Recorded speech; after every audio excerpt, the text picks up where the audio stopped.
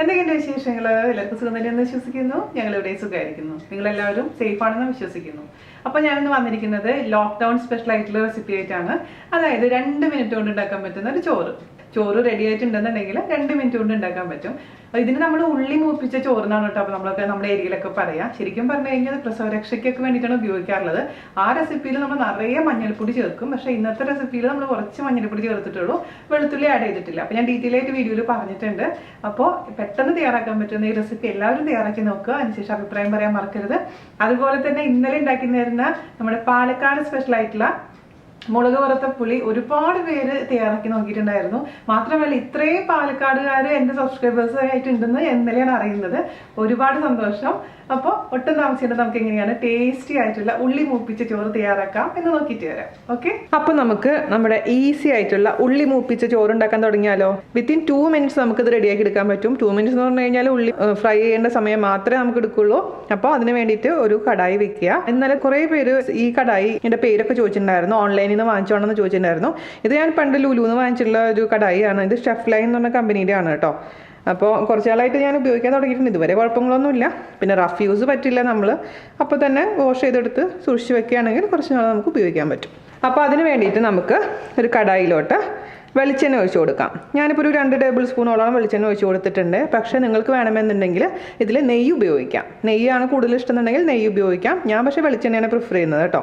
അപ്പോൾ വെളിച്ചെണ്ണ ഒന്ന് ചൂടായി വരുന്ന സമയത്ത് നമുക്കിതിലോട്ട് ഇപ്പോൾ ഒരു കപ്പ് ചോറ് കുക്ക് ചെയ്തിട്ടുള്ള ചോറാണെന്നുണ്ടെങ്കിൽ ഒരു 8-10 ചെറിയുള്ളിയാണ് സാധാരണ രീതിയിൽ നമ്മളിതിൽ ഉപയോഗിക്കേണ്ടത്. അതേസമയം നിങ്ങളുടെ അടുത്ത് ഇപ്പോൾ ചെറിയുള്ളി ഇല്ല എന്നുണ്ടെങ്കിൽ മാത്രം സവാള ഉപയോഗിക്കാം. അപ്പോൾ സവാളയൊക്കെ നമ്മളിപ്പോൾ ഗീ റൈസിൽ അതായത് നെയ്ച്ചോറിലൊക്കെ ഇടുമ്പോൾ നന്നായിട്ട് ഇങ്ങനെ ബ്രൗൺ കളർ ആവില്ല. അതിന് ശേഷമല്ലേ നമ്മൾ നെയ്ച്ചോറിലിടുക. അതുപോലെ നന്നായിട്ട് ഫ്രൈ ചെയ്തെടുക്കണം.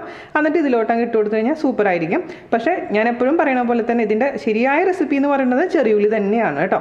മീഡിയം ചൂടായിരിക്കുന്ന എണ്ണയിലോട്ട് ഞാനിപ്പോൾ ഇവിടെ ഒരു 10 ചെറിയുള്ളി വളരെ നൈസാക്കി അരിഞ്ഞത് ചേർത്ത് കൊടുക്കാം. ഞാൻ പറഞ്ഞ പോലെ ചെറിയുള്ളി ഇല്ലാന്നുണ്ടെങ്കിൽ പകുതി സവാള വളരെ നൈസാക്കി അങ്ങ് അരിഞ്ഞിട്ട് കൊടുത്താൽ മതിയാവും കേട്ടോ. ഇപ്പോൾ മീഡിയം ഫ്ലെയിമിലാണ് ഞാൻ തീ വെച്ചിരിക്കുന്നത്. നല്ലൊരു ഗോൾഡ് കളർ ആവുന്ന വരെ അങ്ങ് ഫ്രൈ ചെയ്ത് കൊടുക്കണം. നമ്മൾ ഇതിൽ അല്പം ഉപ്പ് ചേർത്ത് കൊടുക്കണം. ഉപ്പ് ചേർത്ത് വാർത്ത് വെച്ചിരിക്കുന്ന ചോറാണെന്നുണ്ടെങ്കിൽ ഉപ്പ് ചേർക്കുമ്പോൾ എപ്പോഴും ശ്രദ്ധിക്കുക. അതല്ലെങ്കിൽ ഈ സമയത്ത് ഇതിലോട്ട് ഉപ്പ് ചേർത്ത് കൊടുക്കാം. ഞാനിപ്പോൾ ഒരു അല്പം ഉപ്പ് ചേർത്ത് കൊടുക്കാൻ പോവുകയാണ്. എന്നിട്ട് പിന്നെ ചോറ് മിക്സ് ചെയ്തതിന് ശേഷം നമുക്ക് നോക്കാം.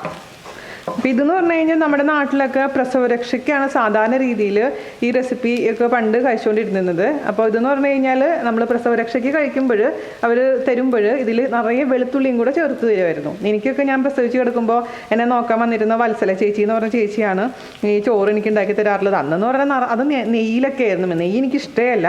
അപ്പോൾ എനിക്ക് ഇഷ്ടമില്ലാത്തൊരു സംഭവമായിരുന്നു. പക്ഷേ വെളിച്ചെണ്ണയിൽ ചെയ്യുമ്പോൾ വലിയ കുഴപ്പമില്ല. പിന്നെ വെളുത്തുള്ളി ഞാൻ ഇടാറില്ല നമുക്ക് വേണ്ടി ചെയ്യുമ്പോൾ.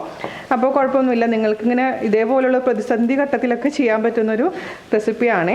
അപ്പോൾ ഇതുണ്ടെന്നുണ്ടെങ്കിൽ പിന്നെ നമുക്ക് അതിൻ്റെ കൂടെ എന്തെങ്കിലും ഒരു സലാഡോ അല്ലെങ്കിൽ അച്ചാറോ ഉണ്ടെങ്കിൽ ഒരു നേരം കഴിക്കാൻ പറ്റും. അപ്പോൾ ഇതുപോലുള്ള റെസിപ്പീസ് ഈ സമയത്ത് അത്യാവശ്യമാണെന്ന് തോന്നിയതുകൊണ്ടാണ് ഇതേപോലെ തട്ടിക്കൂട്ട് റെസിപ്പികൾ ഇടുന്നത്. അപ്പോൾ ഇത് ചെറുതായിട്ട് നമ്മളെപ്പോഴും ചൂട് നോക്കണം എണ്ണയുടെ.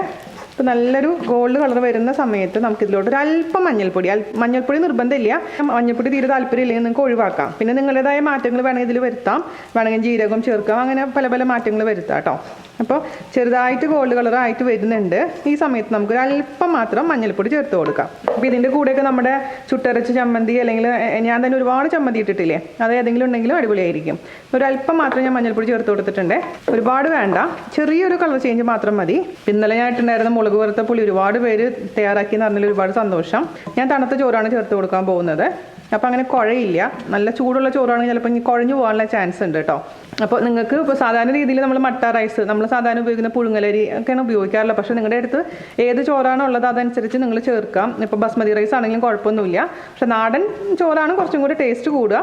പക്ഷെ നമുക്ക് ഈ സമയത്ത് എന്ത് വേണമെങ്കിലും കഴിക്കാം, ഒരു കുഴപ്പമില്ല. അതെ, നല്ലൊരു ഗോൾഡ് കളർ വന്നിട്ടുണ്ട്. അതിലോട്ട് ഞാനിവിടെ 1 കപ്പ് ചോറ് ഇട്ട് കൊടുക്കാം.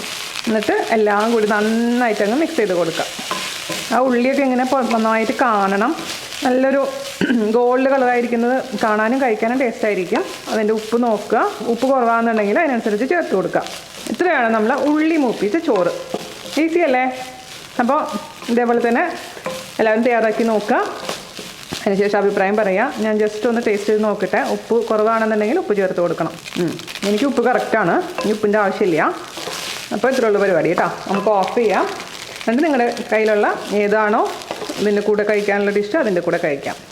അപ്പോൾ നിങ്ങൾക്ക് ഇഷ്ടപ്പെട്ടു എന്ന് വിശ്വസിക്കുന്നു. എല്ലാവരും തയ്യാറാക്കി നോക്കുക. അതിനുശേഷം അഭിപ്രായം പറയാൻ മറക്കരുത്. അപ്പോൾ അടുത്ത അടിപൊളിയായിട്ടുള്ള റെസിപ്പി ആയിട്ട് വരുന്നവരെ നന്ദി, നമസ്കാരം. താങ്ക്